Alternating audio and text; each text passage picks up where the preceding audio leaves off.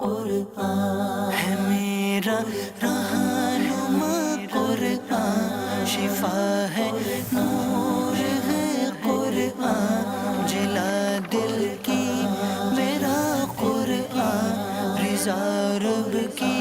میرا قرآن، قرآن قرآن۔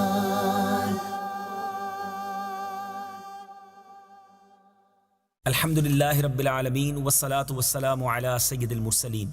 اما بعد فاعوذ باللہ من الشیطان الرجیم، بسم اللہ الرحمن الرحیم۔ الصلاة والسلام علیک یا رسول اللہ وعلی آلک واصحابک یا حبیب اللہ، الصلاة والسلام علیک یا نبی اللہ وعلی آلک واصحابک یا نور اللہ۔ میٹھے میٹھے اسلامی بھائیوں اور مدنی چینل کے ناظرین، وقت ہوا ہے قرآن کے ایک خوبصورت واقعے کے سننے کا۔ جی ہاں، سلسلے کا نام ہے ایک قصہ ہے قرآن سے۔ قرآن ہے میرا رہنما، قرآن شفا ہے، نور ہے قرآن، جلا دل کی میرا قرآن، رضا رب کی میرا قرآن، قرآن قرآن۔ آج ایسے انوکھے پرندوں کی بات ہونی ہے جو ذبح ہو کر پھر زندہ ہو گئے۔ جی ہاں، یہ عجیب و غریب واقعہ قرآن پاک میں موجود ہے۔ آئیے توجہ کے ساتھ اس واقعے کو سنتے ہیں۔ حضرت ابراہیم خلیل اللہ علیہ نبینا علیہ الصلوۃ والسلام نے ایک مرتبہ خداوند قدوس کے دربار میں یہ عرض کیا کہ یا اللہ، تو مجھے دکھا دے کہ تو مردوں کو کس طرح زندہ فرمائے گا۔ اللہ تعالیٰ نے فرمایا کہ اے ابراہیم، کیا اس پر تمہارا ایمان نہیں ہے؟ تو آپ نے عرض کیا کہ کیوں نہیں، میں اس پر ایمان تو رکھتا ہوں، لیکن میری تمنا یہ ہے کہ اس منظر کو اپنی آنکھوں سے دیکھ لوں تاکہ میرے دل کو قرار آ جائے۔ تو اللہ تعالیٰ نے فرمایا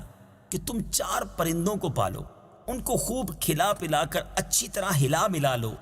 پھر تم انہیں ذبح کر کے اور ان کا قیمہ بنا کر اپنے گرد و نواح کے چند پہاڑوں پر تھوڑا تھوڑا گوشت رکھ دو، پھر ان پرندوں کو پکارو تو وہ پرندے زندہ ہو کر دوڑتے ہوئے تمہارے پاس آ جائیں گے اور تم مردوں کے زندہ ہونے کا منظر اپنی آنکھوں سے دیکھ لو گے۔ چنانچہ حضرت ابراہیم علیہ الصلوۃ والسلام نے ایک مرغ، ایک کبوتر، ایک گدھ اور ایک مور، ان 4 پرندوں کو پالا اور ایک مدت تک ان 4 پرندوں کو کھلا پلا کر خوب ہلا ملا لیا،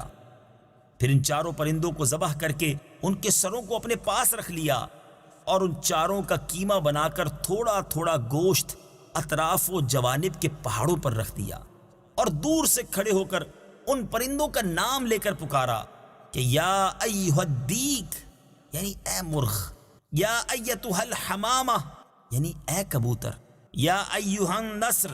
اے گدھ، یا ایھا الطاؤس اے مور۔ آپ کی پکار پر ایک دم پہاڑوں سے گوشت کا قیمہ اڑنا شروع ہو گیا اور ہر پرند کا گوشت پوشت ہڈی پر الگ ہو کر 4 پرند تیار ہو گئے، اور وہ 4 پرندے جو تھے بلا سروں کے، جی ہاں، سر تو حضرت ابراہیم علیہ الصلوۃ والسلام کے پاس تھے، تو وہ 4 پرندے بلا سر کے دوڑتے ہوئے حضرت ابراہیم علیہ الصلوۃ والسلام کے پاس آ گئے اور اپنے سروں سے جڑ کر پھر دانہ چگنے لگے اور اپنی اپنی بولیاں بولنے لگے، اور حضرت ابراہیم علیہ الصلوۃ والسلام نے اپنی آنکھوں سے مردوں کے زندہ ہونے کا منظر دیکھ لیا اور ان کے دل کو اطمینان و قرار مل گیا۔ اس واقعے کا ذکر خداوند کریم نے قرآن مجید کی سورہ بقرہ میں ان لفظوں کے ساتھ بیان فرمایا ہے۔ چنانچہ پارہ 3 سورہ بقرہ آیت نمبر 260 میں بیان ہوتا ہے۔ آئیے تلاوت قرآن مجید اور ترجمہ قرآن مجید سنتے ہیں۔ وَإِذْ قَالَ إِبْرَاهِيمُ رَبِّ أَرِنِي كَيْفَ تُحْيِي الْمَوْتَى قَالَ أَوَلَمْ تُؤْمِنْ قَالَ بَلَى وَلَكِنْ لِيَطْمَئِنَّ قَلْبِي قال فخذ 4 من الطير فصرهن إليك ثم اجعل على كل جبل منهن جزءا ثم ادعهن يأتينك سعيا واعلم أن الله عزیز حکیم۔ ترجمہ: اور جب ابراہیم نے عرض کی اے میرے رب تو مجھے دکھا دے کہ تو مردوں کو کس طرح زندہ فرمائے گا، اللہ نے فرمایا کیا تجھے یقین نہیں؟ ابراہیم نے عرض کی یقین کیوں نہیں، مگر یہ چاہتا ہوں کہ میرے دل کو قرار آ جائے۔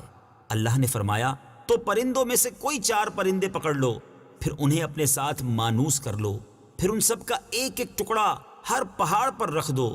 پھر انہیں پکارو تو وہ تمہارے پاس دوڑتے ہوئے چلے آئیں گے،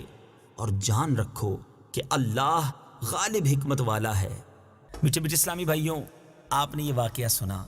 قرآن کی تلاوت بھی سنی اور ترجمہ بھی سنا۔ اب اس مبارک واقعے سے ہمیں درس کیا ملتا ہے؟ سبحان اللہ، علماء نے اس مبارک قرآنی واقعے کے بڑے پیارے پیارے مدنی پھول ہمارے لیے بیان کیے ہیں۔ 4 پرندوں کا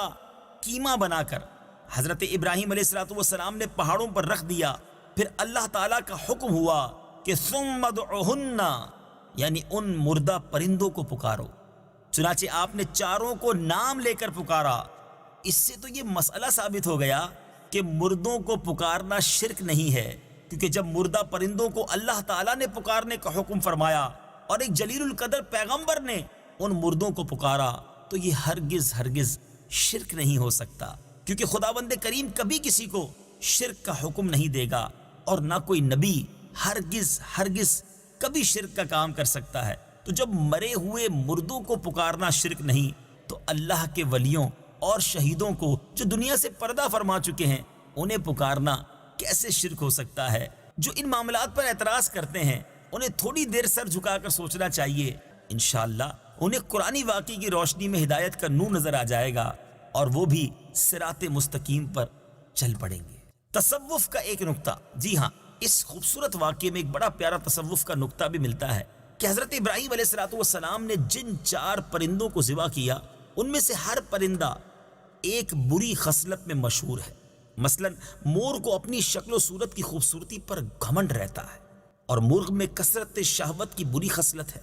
اور گدھ میں حرص اور لالچ کی بری عادت ہے، اور کبوتر کو اپنی بلند پروازی اور اونچی اڑان پر غرور ہوتا ہے۔ تو ان 4 پرندوں کے ذبح کرنے سے ان 4 خصلتوں کو ذبح کرنے کی طرف اشارہ ہے کہ 4 پرند ذبح کیے گئے تو حضرت ابراہیم علیہ السلام کو مردوں کے زندہ ہونے کا منظر نظر آیا، اور ان کے دل میں نور ایمان کی تجلی ہوئی، جس کی بدولت انہیں نفس مطمئنہ کی دولت مل گئی۔ تو جو شخص یہ چاہتا ہے کہ اس کا دل زندہ ہو جائے اور اس کو نفس مطمئنہ کی دولت نصیب ہو جائے، تو اس کو چاہیے کہ مرغ ذبح کرے، یعنی اپنی شہوت پر چھری پھیر دے، اور مور کو ذبح کرے، یعنی اپنی شکل و صورت اور لباس کے گھمنڈ کو ذبح کر ڈالے، اور گدھ کو ذبح کرے، یعنی حرص اور لالچ کا گلا کاٹ ڈالے، اور کبوتر کو ذبح کرے، یعنی اپنی بلند پروازی اور اونچے مرتبوں کے غرور پر چھری چلا دے۔ اور اگر کوئی ان 4 بری خصلتوں کو ذبح کر ڈالے گا تو انشاءاللہ عز و جل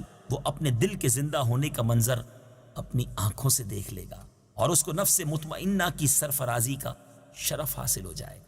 اللہ مجھے بھی اور آپ کو بھی ان بری خصلتوں سے محفوظ فرمائے۔ انشاءاللہ عز و جل